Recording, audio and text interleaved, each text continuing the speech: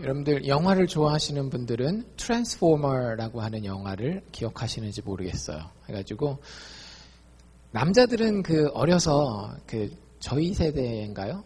조립식 로봇이라는 게 있거든요. 그러면 이렇게 박스 안에 플라스틱으로 된 거를 막 이렇게 본드로 붙이고 하면은 로봇가 나오는데 좀 가격이 비싼 거는 뭐가 됐었어요, 옛날에? 변신이 됐었습니다. 그래서 변신 로봇. 옛날에는 그냥 변신 로봇 그랬는데 미국에 와서 보니까 그런 장난감을 팔 때 뭐라고 제목을 붙여서 팔까요? 트랜스포머 이렇게 해서 팔더라고요. 영화에 나오는 영화는 그거잖아요. 자동차가 로봇으로 막 이렇게 하는데 그렇게 변신하는 것이 트랜스포머라고 영어로 표현하는구나를 저도 사실은 그 영화가 나오고 난 다음에서야 알게 됐습니다. 오늘 누가 그렇게 변신을 하실까요? 예수님이 변신을 하십니다. 그래서 성경 버전에 따라 어떤 성경은 transform 했다라고 얘기도 하고 어떤 버전에서는 transfigure, figure가 형태라는 뜻이잖아요. 그래서 transfigure 했다라고 얘기를 하는데 오늘 우리가 읽은 성경 본문의 한글에는 뭐라고 표현되어 있는가 하면 변형되었다 이렇게 얘기를 하고요. 또 성경을 오래 읽어보신 분들은 이 이야기를 보통 뭐라고 부르는가 하면 변화산 이야기라고 이렇게 부릅니다. 그래서 어쨌든 예수님이 변하신 그것에 대한 이야기를 오늘 살펴볼 텐데요. 간단하게 우리가 지난주에 했던 것들 살펴보면 지난주에 우리는 마가복음 8장 이야기를 봤습니다. 그래서 여러분들 다시 한번 복습입니다. 마가복음의 두 가지 기둥이 뭐라 그랬어요?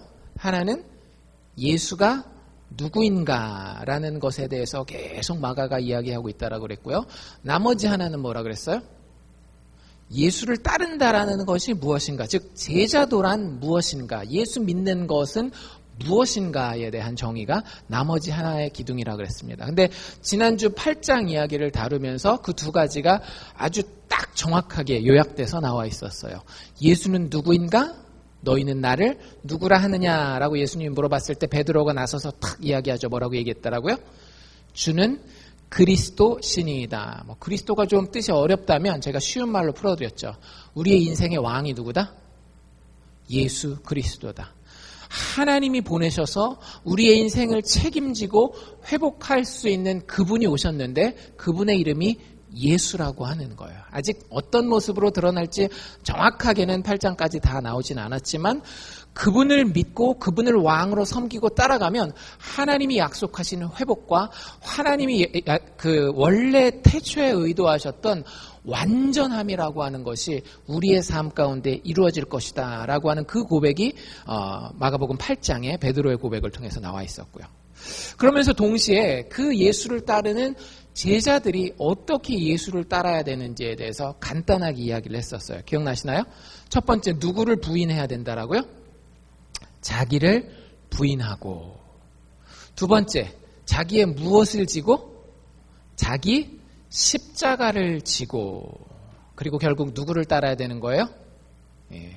아무 방향성 없이 인생을 헤매면서 다니는 것이 아니라 정확하게 십자가 바라보고 십자가에 나를 위하여 죽고 다시 사신, 그리고 지금도 우리를 고아와 같이 버려두시지 아니하시고 성령을 통해서 우리와 동행하시는 예수 바라보고 따라가는 것이 제자도의 길이라고 우리가 지난 8장에서 함께 살펴보았습니다. 오늘 이야기는 그 일이 있고 얼마 지나지 않아서 온 것 같아요. 아까 우리가 2절부터 읽었는데요. 2절에 보니까 한 대략 엿새 정도라고 이야기합니다. 누가복음에 보면 누가복음도 같은 이야기를 기록하고 있는데 거기는 한 8일이라고 이야기를 해요. 그러니까 6일에서 8일 사이니까 앞에 뒤에 날짜 세느냐 안 세느냐에 따라서 조금 그렇게 날짜 세는 게 달라질 수 있을 텐데 얼마 되지 않아서 있었던 일입니다. 등장인물은 예수님을 제외하고 3명이 더 있죠. 누구예요? 베드로와 야고보와 요한입니다. 여러분들 성경을 잘 아시는 분들은 금방 아시지만 혹시 모르는 분들을 위해서 다시 설명을 해드리면 예수님이 사람들을 데리고 다녔는데 여러 사람들이 따르는 중에도 특별히 골라가지고 3년 동안 먹고 자고 따로 개인 튜터링 해주고 한 제자가 있었어요. 몇 명이었죠? 12명이죠. 그래서 구약성경의 12지파를 대신하는, 정말로 그저 육체의 혈통뿐만 아니라 마음에서부터 하나님의 소망을 바라보고 따라갈 그 사람들을 예표하기 위해서 12명의 제자를 데리고 다니셔요. 근데 그 중에서도 예수님이 가끔씩 중요한 일이 있을 때, 아주 중요한 일이 있을 때 3명만 따로 똑 데려갑니다. 그러니까 다른 제자들한테 알게 모르게 이렇게 시기 질투도 좀 받았을 것 같아요. 누구예요? 베드로와 야고보와 요한이라고 하는 사람입니다. 마지막 날, 예수님이 죽기 마지막 날 기도하라고 할 때도 3명을 데려가는데 누구였겠어요? 바로 이 3명이었습니다. 정말로 예수님의 12제자 중에서도 기둥 같은 제자들이었는데 이 3명을 데리고 예수님이 따로 높은 산 위에 올라가요. 여기 보니까 산 이름은 안 나와 있습니다. 근데 보통 학자들이 이야기하기를 산 이름을 뭐라 그러는가 하면, 잘 들으십시오. 산 이름이 헐몬이에요.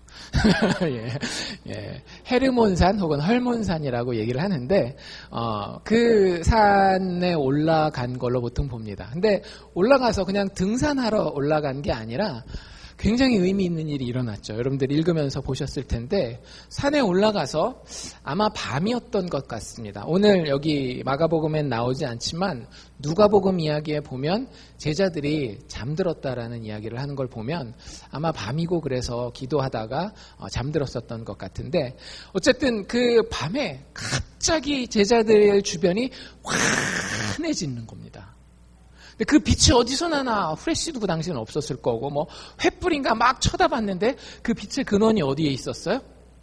자기들과 함께 그 산에 올라왔었던 예수님에게 그 빛의 근원이 있는 거예요. 예수님이 갑자기 환해지면서, 여기 뭐라고까지 표현하고 있습니까? 옷에 광채가 나는데 세상에서 빨래하는 사람들이 아무리 깨끗하게 빨래를 해도 이렇게까지 하얄 수 없을 정도로 예수님이 하얀데, 그게 하얗다 못해 빛이 났다라고 얘기를 하는 거예요. 광채가 났다라고 이야기를 하는 건데, 거기까지만 해도 참 입이 턱 벌어질 정도인데 갑자기 분명히 자기네 몇 명이었어요. 예수님 합쳐서 예수님, 베드로, 야고보, 요한 총 4명이었는데 몇 명이 더 생겼어요? 2명이 더 나타났습니다. 그 사람들의 이름은 엘리야와 모세라고 하는 그 2사람이 나타나요. 성경을 잘 아는 분들은 이 둘이 누군지 아실 거예요.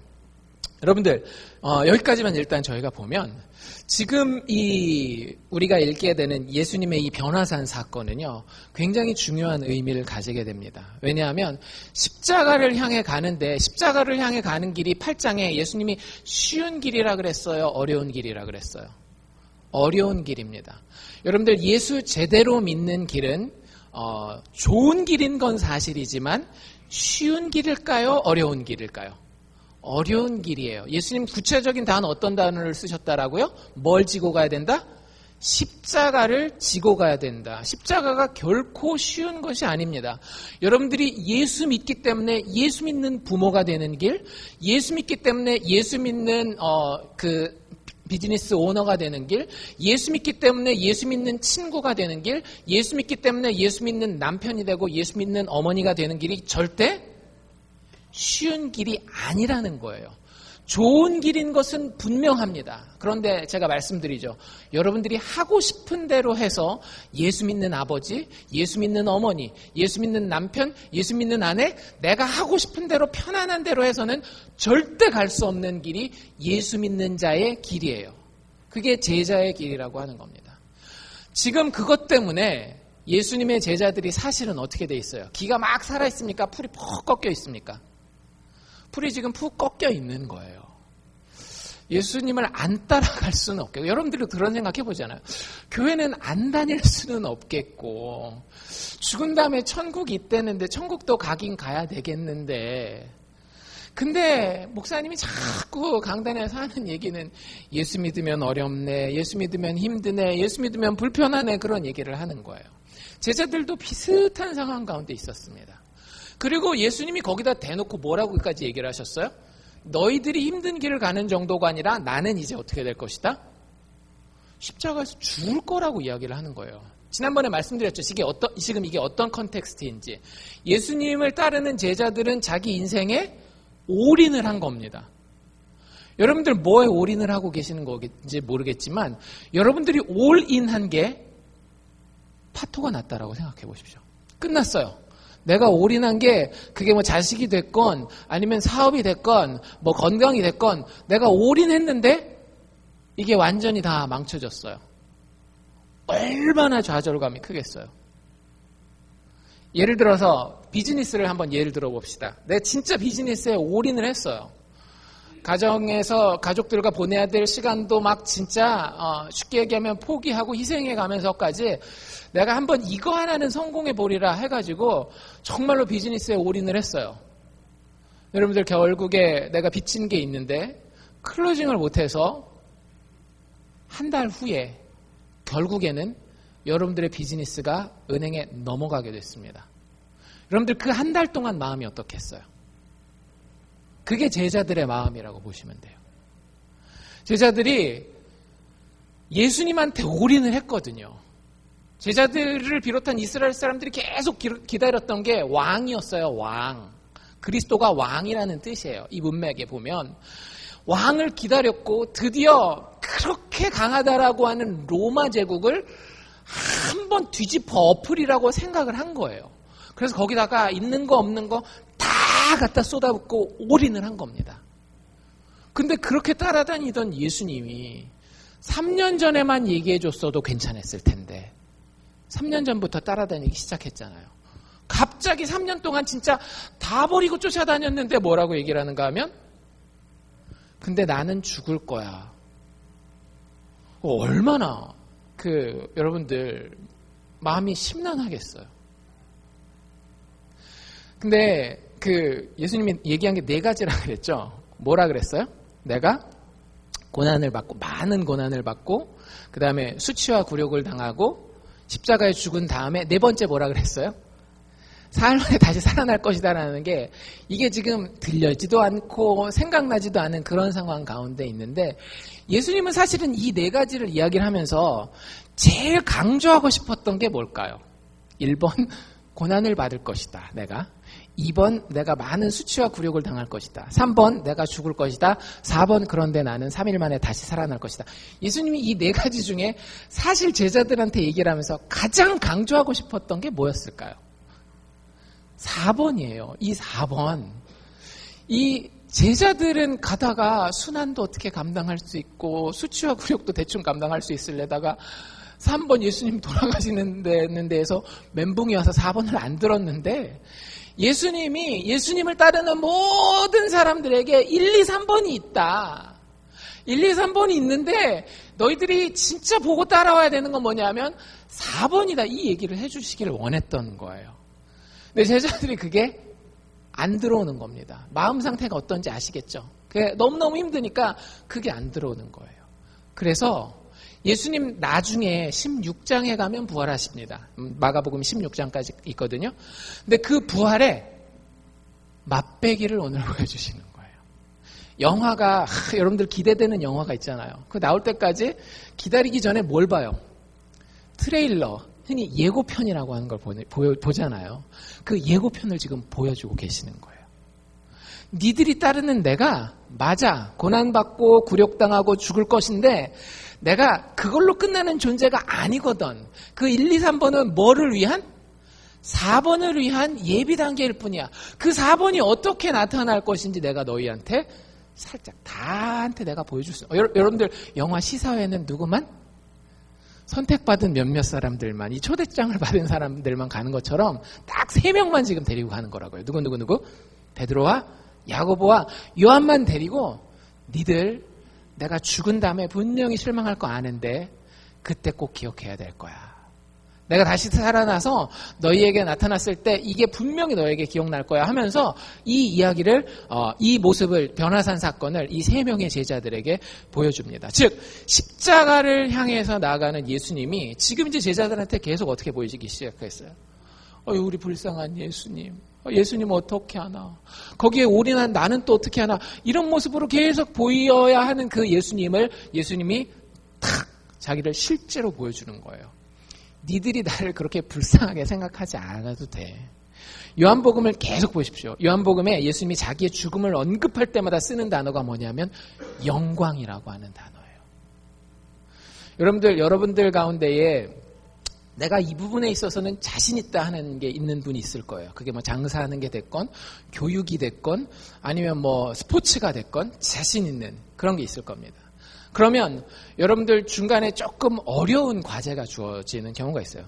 저 같은 경우 최근에 안 뛴 지가 오래됐는데 그래도 탁구 아니면 농구 정도 하면 이게 이제 제가 여기서 안 해본 장신들이 저희 교회 두 분이 계세요. 이제 농구하셨던 장신 두 분이 계시는데 그분들을 제외한 나머지 저희 유스 아이들이랑은 제가 이렇게 해서 웬만하면 다 제압이 가능합니다.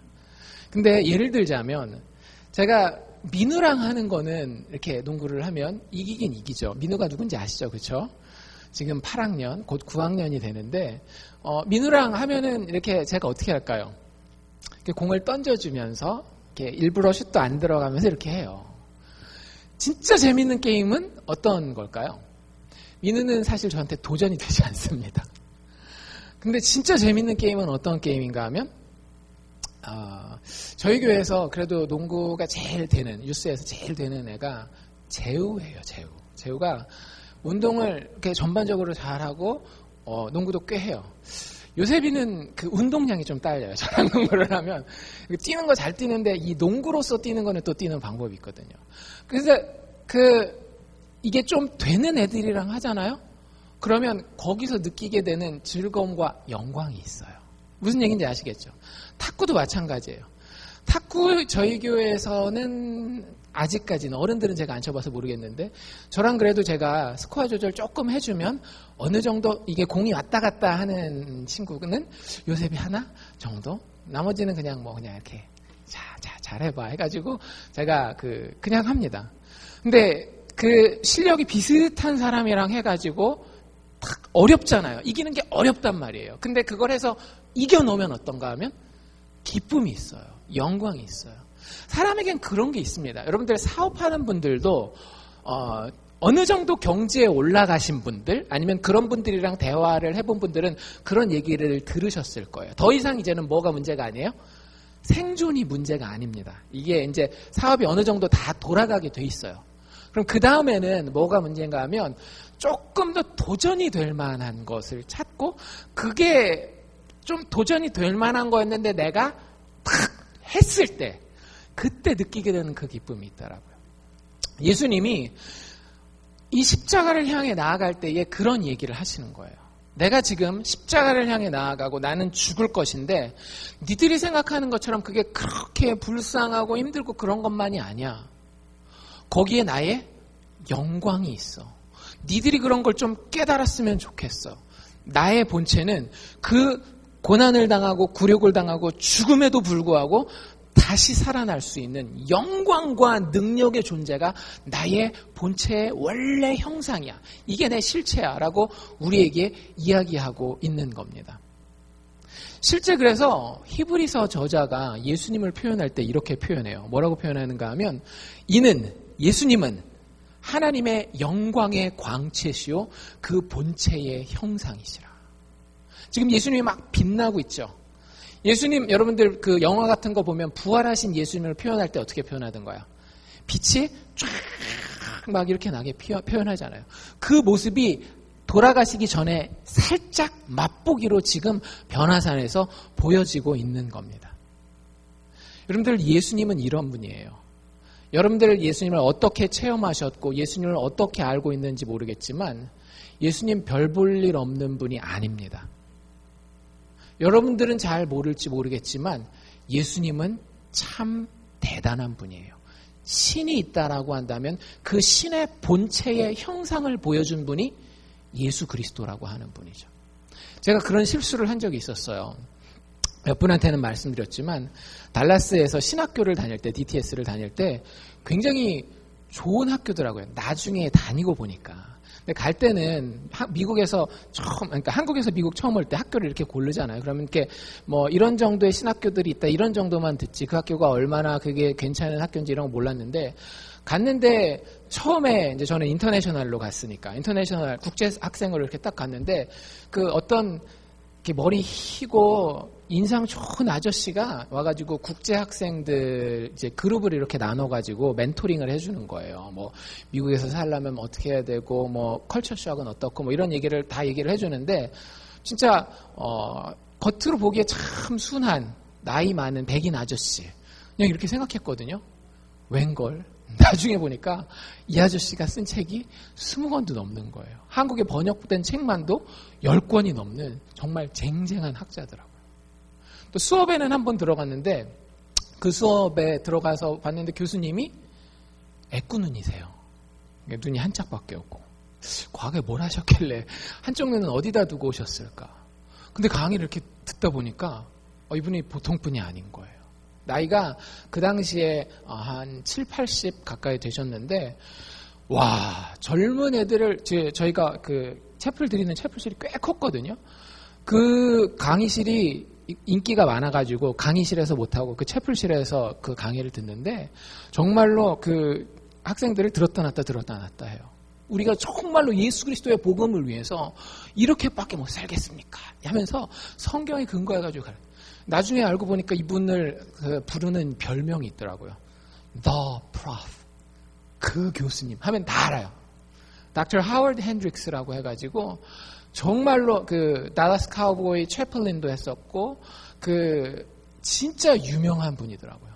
근데 저는 그냥 처음에 웬 아저씨가 애꾸는 하고 저기 와서 앉아 있을까. 그런데 그것도 본인 간증거리예요. 이렇게 암에 걸렸는데 그 암 가운데 하나님 치유해 주시고 하나님 생명을 연장해 주셔서 하나님의 말씀을 배우고 가르치려고 하는 사람들에게 더 오랫동안 가르칠 수 있도록 평생을 그 학교에서 다른 데 가지 아니하고 학생들을 키웠거든요. 그런 것들을 보면서 야, 내가 이게 볼 줄 아는 눈이 참 없구나 이렇게 생각을 했었어요. 이렇게 대단한 분들인데 라는 생각을 하는데 지금 우리가 그렇게 예수님을 대하고 살 수 있다라고 하는 거죠. 예수님 우리 눈에 잘 안 보여요. 그냥 일주일에 한 번 교회 가서 예수님 좋은 분입니다. 뭐 이런 정도예요. 뭐 차에다가 붙여놓은 십자가에 있는 뭐 그런 정도로만 보여요. 근데 그렇지 않더라고요. 하나님은 예수를 통해서 자신의 영광을 보여주셨어요. 여러분들 인생을 살면서 그런 거 안 느끼십니까? 인생이 눈에 보이는 것 이상의 뭔가가 분명히 있구나. 여러분들의 신앙의 레벨이 어느 정도건 상관없이 그 정도는 한 40년, 50년 살면은 느끼시지 않으세요? 인생에 내 눈에 보이는 내 손의 그 범위에서 넘어가는 뭔가가 있구나라는 걸 느끼지 않으세요?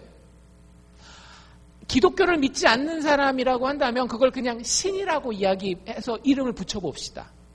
그런데 그 신이 자신의 본질과 형체를 그대로 보여준 것이 역사 가운데 한 번 있었는데 그게 누구를 통해서라고요? 예수 그리스도를 통해서라고요. 여러분들이 진짜 희미하게나마 보이는 것 이상의 세계가 있다라고 한다면 그 보이는 것 이상의 세계를 우리와 똑같은 몸을 입고 와서 우리에게 보여주고 그것이 어떻게 돌아갈 것이며 어떻게 결말질 것인데 너희가 그 가운데에 영광에 동참할 수 있는 방법이 이것이다라고 보여준 한 분이 계시는데 그분이 바로 예수 그리스도라고 하는 거예요. 사실 이 예수님이 변화산에서 변화받는 이 모습은요. 성경을 읽은 분들은 굉장히 좀 익숙한 모습일 수 있어요. 이때로부터 지금 예수님이 변화산에 올라간 시점으로부터 대략 1400년 전에 한 사람이 산에 올라갔었습니다. 그리고 그 사람은 하나님의 영광을 이 빛나는 광채를 봐요. 그래서 그 사람이 산에서 내려올 때 다른 사람이 봤는데 그 사람의 얼굴이 광채로 환하게 비추던 그 사람이 있었어요. 1400년 전에. 그 사람의 이름은 모세였습니다. 이스라엘 백성들이 지금까지 400년 동안 정말로 종살이 하면서 그들의 인생을 살았어요. 우리의 인생이 종살이 같지 않나요? 돈에 매여서 시간에 매여서 뭐 어디에 쫓겨가지고 종살이처럼 400년을 살았던 이스라엘 백성들을 정말로 혈혈단신 진짜 싱글핸드들이 자기 혼자서 하나님 의지하여서 이스라엘 백성들을 이끌어낸 구원자가 바로 모세였어요. 근데 그 모세에게 평생의 소원이 있었습니다. 주여 당신의 영광을 나에게 보여주시옵소서. 어느 날 하나님이 모세를 부르시는 거예요. 광야에 이스라엘 백성들을 끌고 나왔는데 광야에서 하나님이 내가 너희에게 내 백성이 될 수 있는, 내 백성의 증거를 드러낼 수 있는 그 율법을 10계명을 너희에게 주겠다. 그런데 모두 다 나를 만났다가는 나의 거룩함 가운데 죽을 수 있기 때문에 모세 네가 대표로 올라오너라 해가지고 40일 40야를 하나님과 교제하면서 만났던 인물이 모세 아닙니까? 그때 모세가 그렇게 기도해요. 하나님, 정말로 내가 원컨대 하나님의 영광을 보기를 원합니다. 하나님이 그때 모세에게 이렇게 얘기하시죠. 나의 영광을 내가 너에게 정말로 보여주고 싶다. 근데 내 영광이 너무나 거룩하기 때문에 네가 내 영광을 정면에서 봐서는 네가 죽을 것이다. 그러니 내가 영광으로 네 앞에 지나갈 텐데 내가 너 앞에 지나가는 동안에는 너를 바위 틈에다가 숨겼다가 내가 지나가는 그 순간에 너를 꺼내면 너는 내 얼굴은 보지 못하고 내 등을 보게 될 것이다. 이렇게 얘기를 해요.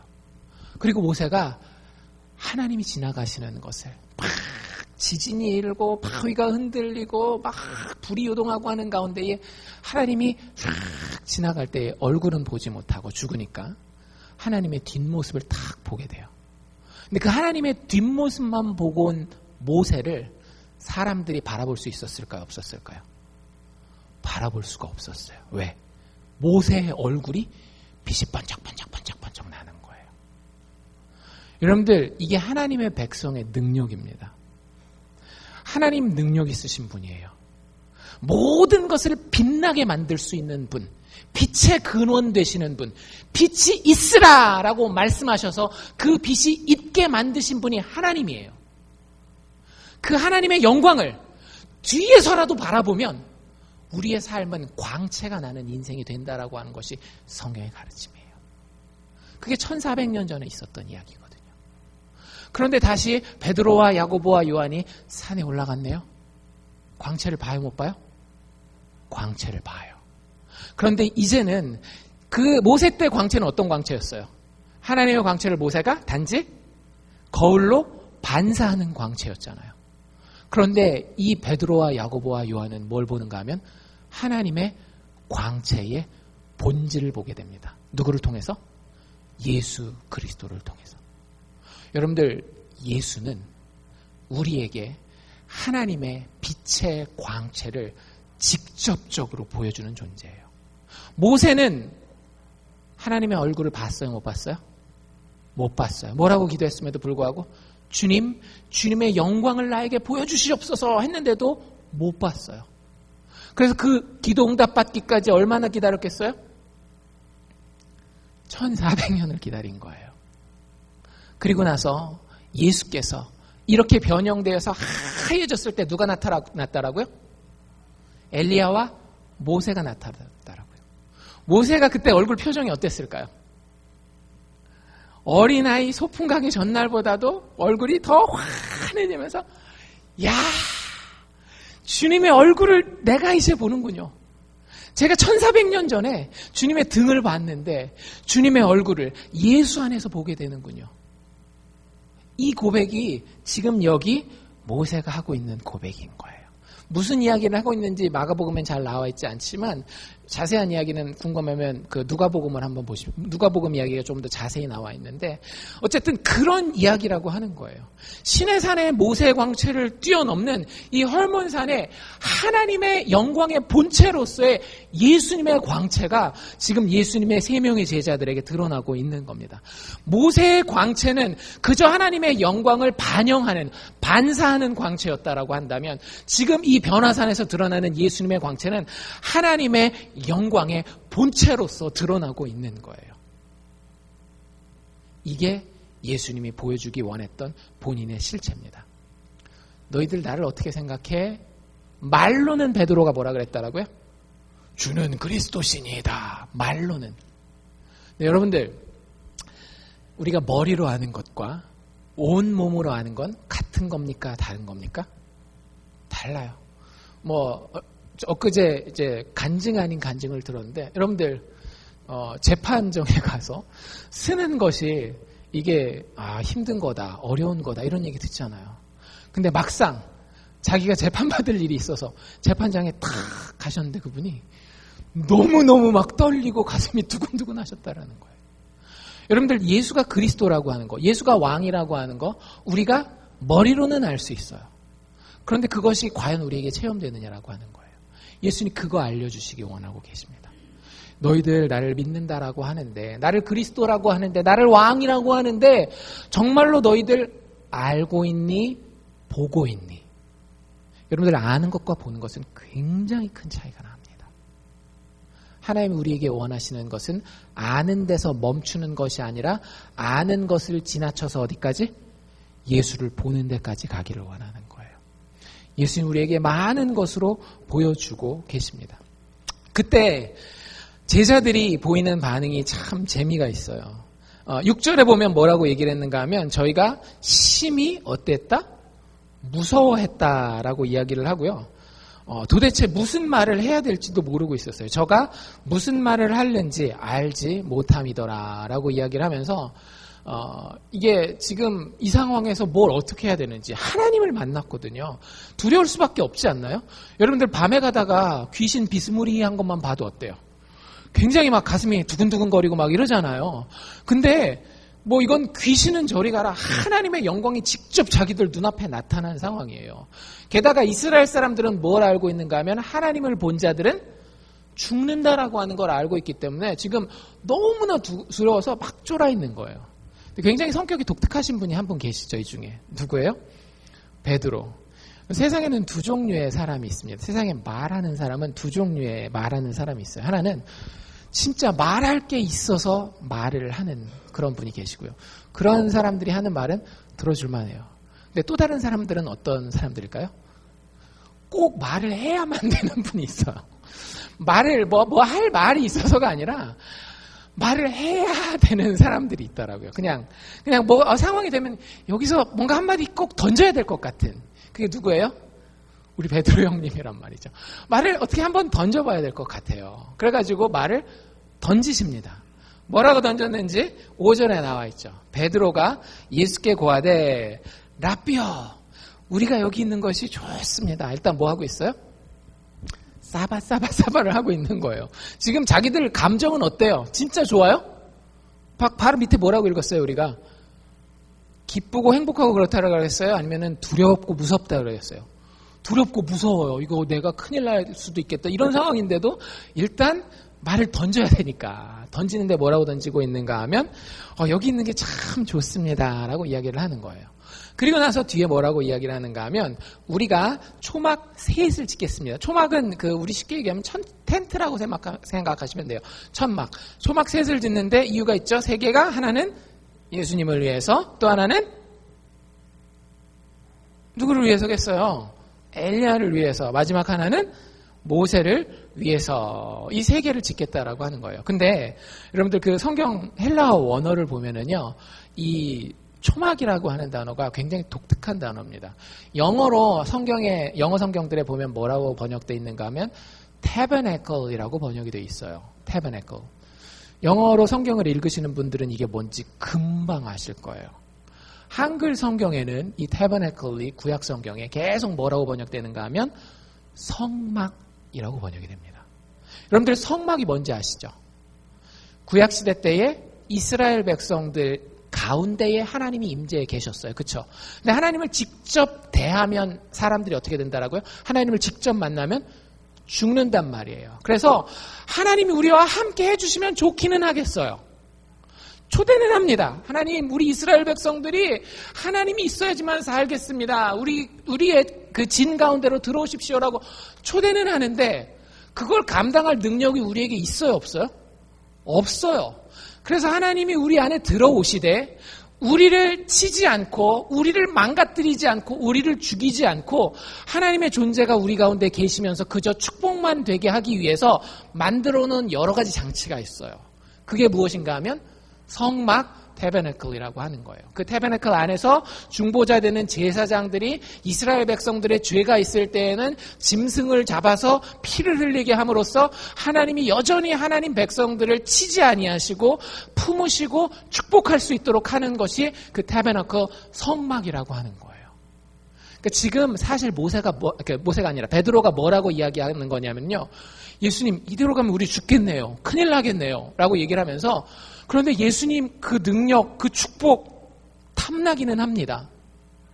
그러니까 주님 여기 계실 때 우리 죽지 않도록 성막을 좀 지었으면 좋겠습니다. 라고 이야기를 하고 있는 거예요.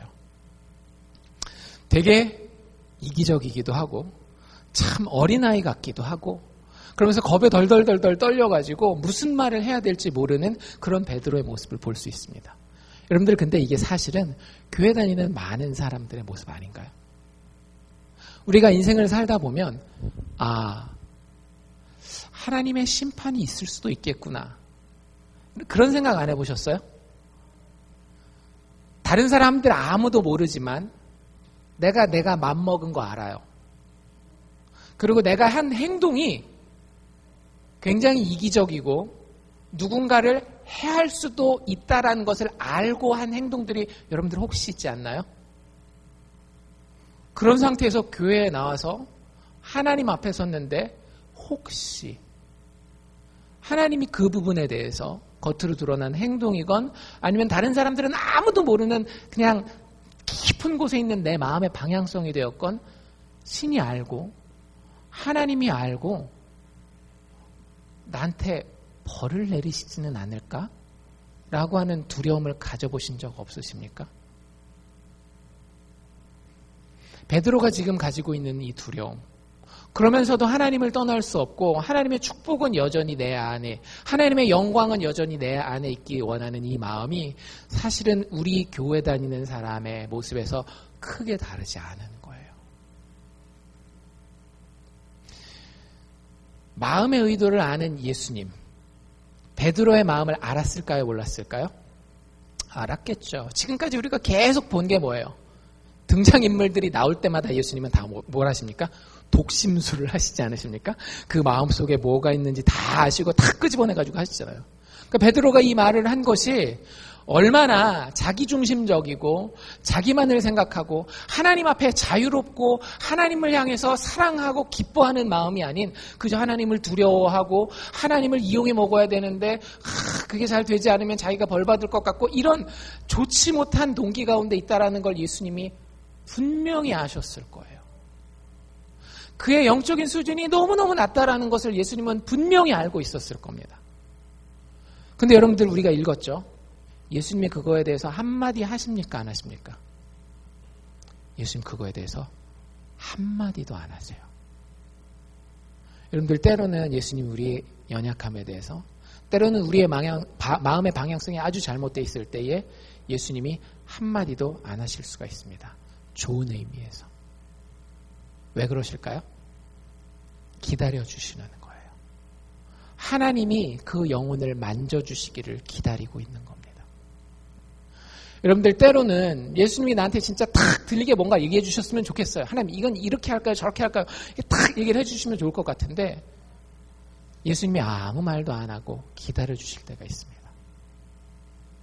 내가 아무것도 할 수 없을 것 같고 참 바보 같을 때에 하나님 아버지가 여러분들을 만지시기까지 예수님 기다리실 때가 있다라고 하는 거죠. 여러분들 그때 하나님이 진짜 역사하십니다. 여기 보면 그렇게 덜덜덜덜 떠는 참 무지한 모습으로 있는 제자들에게 7절에 보면 어떤 일이 벌어져요? 구름이 쫙 나옵니다. 영어 단어에 보면 envelope이라고 하는 단어가 있어요. 이게 봉투라는 얘기, 동사로 쓰면 이렇게 감싸다라는 단어인데 여기 구름이 그런 모습으로 등장하는 거예요. 저희를 쫙 덮습니다. 지금 베드로가 원하는 게 사실은 이루어지는 거예요. 그렇죠? 베드로가 그 영광이 좋긴 하지만 한꺼풀 누가 나를 싹 가려줬으면 좋겠는데 구름이 쫙 임하더니 베드로를 가려주고 있는 겁니다. 야고보와 요한을 싹 가려주고 있는 거예요. 그런데 여러분들 우리가 잘 아시는 분은 구약 성경에서 구름이 뭘 상징하는지 알아요. 뭐죠? 하나님의 임재를 상징합니다. 이스라엘 백성들이 출애굽하고 나서 광야를 떠돌아다닐 때 하나님이 가자 안 가자 이걸 말로 표현한 게 아니라 어떻게 표현하는가 하면 성막 위에 구름이 뜨면 이스라엘 백성들이 따라가고요. 그 구름이 멈추면 이스라엘 백성들도 멈췄어요. 즉 구름은 구약성경 내내 하나님의 임재, 하나님의 함께 하심을 보여주는 거예요. 지금 마치 어떤 모양인가 하면 정말로 신의 가장 거룩한 영광 가운데에 한 인간이 설 수 없는 모습으로 두렵고 떨고 있는데 하나님이 아버지의 손길을 가지고 함께 하시면서 그 손으로 다칠까봐. 저기서 막 여러분들이 잔디 깎을 때 막 돌 튀고 그러면 어떻게 해요? 아이고 얘 안 돼 이쪽으로 하고 이렇게 가리시잖아요. 그런 모습으로 하나님이 베드로와 야고보와 요한을 가리고 계시는 겁니다. 그리고 자기 품에 안은 그 아이들에게 이렇게 얘기를 하셔요. 두 가지 중요한 말을 하는데요. 하나는 예수에 대해서 이렇게 얘기하죠. 뭐라고 얘기해요? 이는 내 사랑하는 아들이라. 예수를 보고 굉장히 두려워하고 있죠. 여러분들도 제가 자꾸 이렇게 설교하니까 예수 믿는 거 힘든 겁니다. 어려운 겁니다. 십자가를 지셔야 됩니다. 막 이러니까 요즘에 좀 부담되시지 않으셨나요? 근데 그런 여러분들 마음에 하나님이 찾아오셔서 여러분들을 안으시고 뭐라고 이야기하시는가 하면 이 예수는 내가 사랑하는 아들이야 라고 이야기하고 계시는 거예요. 여러분들 이거 어디서 들어보지 않으셨나요? 이는 내 사랑하는 아들이라? 벌써 오래됐죠. 마가복음 1장에 나왔습니다. 저희가 설교는 하지 않았지만 제가 간단하게 소개해드렸는데 마가복음 1장에 예수님이 공생애를 시작하시면서 제일 먼저 하신 일이 뭐예요? 세례 요한에게 세례를 받잖아요. 그때 하늘이 열리고 성령이 비둘기같이 내려올 때에 하늘에서 음성이 들려서 뭐라 그러죠? 너는 내 사랑하는 아들이라. 똑같은 얘기가 나오고 있어요. 여러분들 마가복음 1장에서 8장까지 너는 내 사랑하는 아들이라 라고 하는 것에 대해서 예수님이 계속해서 증명하셨습니다. 하나님의 아들이요 그리스도이심을 드러내는 미션이 예수님의 세례 때 주어지는 거예요. 똑같이 이제 마가복음의 절반이 8장까지 딱 끝났잖아요. 9장이 시작되면서 제2막이 시작되면서 하나님이 다시 한번 예수님에게 미션을 주시는 겁니다. 이제는 예수가 그리스도라는 것을 어느 정도 설명을 했어요. 이제부터 예수가 보여주고 설명할 것은 무엇인가 하면 예수가 십자가의 죽음을 통해서 어떻게 우리의 왕 되신 모습을 성취할 것인지를 보여주겠다라고 하는 거예요. 이는 내 사랑하는 아들이라 라고 하면서 여러분들이 예수에게서 안심하셔도 됩니다. 예수를 따르는 길이 어려운 길이고 십자가를 지는 길이긴 하지만 여러분들 예수의 사랑받는 아들은요 아버지의 뜻에 끝까지 순종하는 아들입니다. 여러분들 예수가 죄인을 구할 때에 인류를 구원할 때에 어떻게 구원하시기로 하셨다라고요? 착한 사람 일로와 천국, 나쁜 사람 실수한 사람 일로와 지옥, 이렇게 우리를 구원하시겠다라고요? 아니잖아요. 우리가 8장에 봤잖아요. 고난을 당하시고 수치를 당하시고 십자가에 죽으셔요. 왜? 그분이 죄가 많기 때문에? 아니에요. 우리가 당해야 할 죄의 대가가 있는데 그것을 대신 지시기에 하나님 아버지께서 그걸 계획하셨어요. 그런데 예수님이 그걸 어떻게 하셨다라고요? 죽음으로 순종하셨다라고요. 그 의미예요. 예수님을 향해서 하나님이 이는 내 사랑하는 아들이라 라고 하는 얘기가 뭐냐면 예수가 너희에게 죽음으로 너희의 생명을 회복시킬 것이다. 내 사랑하는 아들이거든. 내 뜻을 알아. 내가 너희를 얼마나 사랑하는지 어떻게 사랑하는지 예수는 알고 있어. 그러니 그를 신뢰해도 돼 라고 이렇게 얘기를 합니다. 제 말이 아니에요. 진짜 그 뜻인지 아닌지 그 뒷말을 들으면 알 수 있어요. 목소리가 계속 이어지죠. 뭐라고 그래요? 이는 내 사랑하는 아들이니 너희는 저의 말을 들으라. 여러분들 예수가 우리에게 하는 말, 예수님의 말씀을 들어보신 적 있으세요? 꿈에 나타났다든지 기도 중에 음성을 들으신 분이 계십니까? 여러분들 그런 음성 안 들어도 우리는 좋은 예수의 제자, 예수 믿는 사람이 될 수 있습니다. 왜냐하면 우리에게는 성경이 있기 때문에. 예수께서 우리에게 내가 너희를 사랑한다. 내가 너희를 위해서 내 목숨을 버릴 것이다.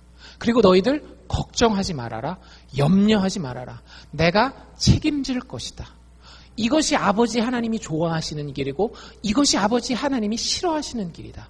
그러니 너희가 나를 따르고 하나님 아버지를 따른다라고 한다면 이렇게 살아야 할 것이다. 이게 예수님이 하신 말들이에요. 우리가 그것을 듣고 그대로 살면 하나님이 거기에 생명의 길을 열어주시겠다라고 하는 겁니다.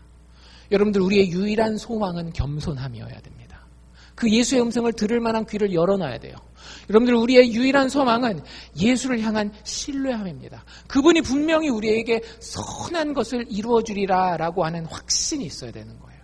이 겸손함과 신뢰함을 두 글자로 뭐라 그러는가 하면 믿음이라고 얘기를 하는 겁니다. 제가 교회에서 믿음이 제일 중요합니다. 믿음이 제일 중요합니다 하는 게 이런 거예요. 하나님은 이미 예수 그리스도 안에서 그 영광을 가지고 우리에게 좋은 것 주시기로 작정해 놓으셨어요. 문제는 우리에게 있어서 우리가 그 영광에 나아갈 때 우리의 죄 때문에 죽을 수밖에 없는 존재가 되는 겁니다. 그 영광에 서고 싶은 데에 중보자가 없어요. 제대로 그 영광을 누리게 해줄 수 있을 만한 중보자가 없어요. 하나님 우리에게 돈 주기 원하실까요? 안 원하실까요? 돈 주기 원하십니다. 하나님 우리에게 건강 주시기 원하실까요? 안 원하실까요? 주기 원하십니다. 하나님 우리에게 정말로 도덕적으로 깨끗하고 아름다운 삶을 살 그런 삶 주시기를 원하실까요? 안 원하실까요? 당연히 원하셔요. 그런데 문제는 우리가 예수 없이 그 하나님의 영광에 다가가면 그 풍성함, 그 깨끗함, 그 아름다움이 다 하나님의 영광이거든요. 예수 없이 그 영광에 다가가면은요, 우리가 죽어요. 알고 있잖아요. 여러분들 돈 때문에 그 돈의 영광 바라보고 쫓아가다가 돈의 영광에 치여서 죽은 사람들 많이 보지 않으셨어요? 심지어는 그 영광이 도덕적 깨끗함이라 할지라도 우리는 예수 없이 하나님의 도덕적 깨끗함에 다가가면 죽게 돼요. 여러분들 이런 말 들어보셨는지 모르겠어요. Moral Licensing Effect라고 하는 게 있어요. 한국말로는 도덕적 자격 효과라고 하는 게 있어요. 그게 뭐냐면 여러분들 도덕적으로 착한 사람이 나쁜 일을 하기가 쉬울까요? 도덕적으로 깨끗하다라고 생각하는 사람들이 나쁜 일을 하기가 쉬울까요? 그냥 상식적으로 생각하면 도덕적으로 착한 사람들보다는 도덕적으로 좀 지저분하고 그런 사람들이 더 나쁜 일을 하기 쉬울 것 같잖아요.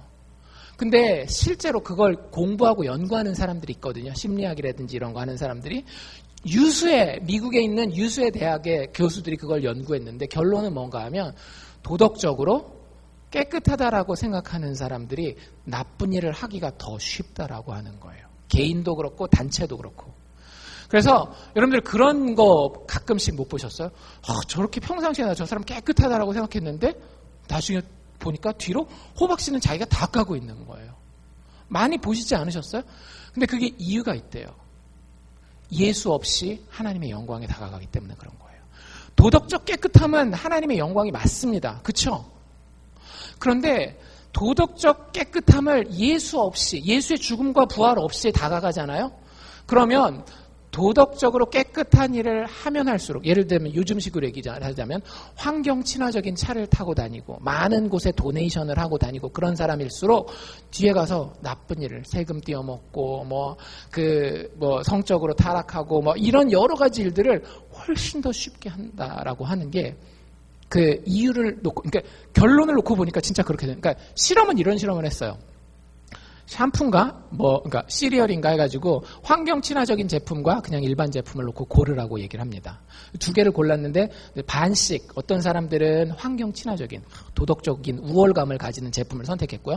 나머지 반은 그냥 그런 거 상관없이 나만 편하면 된다는 상품을 선택한 두 그룹을 놓고 연구를 했는데 방에 들어가서 아무도 보지 않는 곳에서 게임을 시켜요. 근데 그 게임에서 자기가 그걸 맞추면 돈을 받도록 했습니다. 그리고 보지 않고 그냥 나오게 했는데 실제 실험 결과가 어떻게 나왔는가 하면 환경 친화적인 제품을 고른 사람들이 더 거짓말을 훨씬 많이 하더래요. 그 논문의 결론은 무엇인가 하면 그들이 그럴 수 있는 이유는 뭐냐 하면 도덕적인 깨끗함이라고 하는 영광 가운데 그들이 다가가는데 그 도덕적인 깨끗함을 예수의 죽음과 부활이라고 하는 것 없이 다가갈 때에는 자기의 의로 쌓인다라고 하는 거예요. 내가 이렇게 도네이션도 많이 했는데 내가 그래도 그 불편하고 좀 비싸더라도 환경 친화적인 제품 썼는데 이 정도 나쁜 일 해도 그래도 나는 비교적 다른 사람들보다 양호한 거야. 이런 생각이 머리에 꽉 차 있다라고 하는 거예요. 여러분들 엔론이라고 하는 회사 기억나세요? 2000년대 초반에 미국에서 엄청 크게 망한 회사입니다. 에너지 회사였거든요. 엔론이 그 스캔들이 나서 망하기 전에 어떤 회사였는가 하면 모든 사람들에게 정말로 모범적인 도덕적인 기업이었어요. 뭐 NGO라든지 환경단체 이런 데 있잖아요. 도네이션은 다 하던 단체였습니다. 도덕적인 우월감이 자기들이 생각하기에도 밖에서 보기에도 굉장히 우월한 사람들이었어요.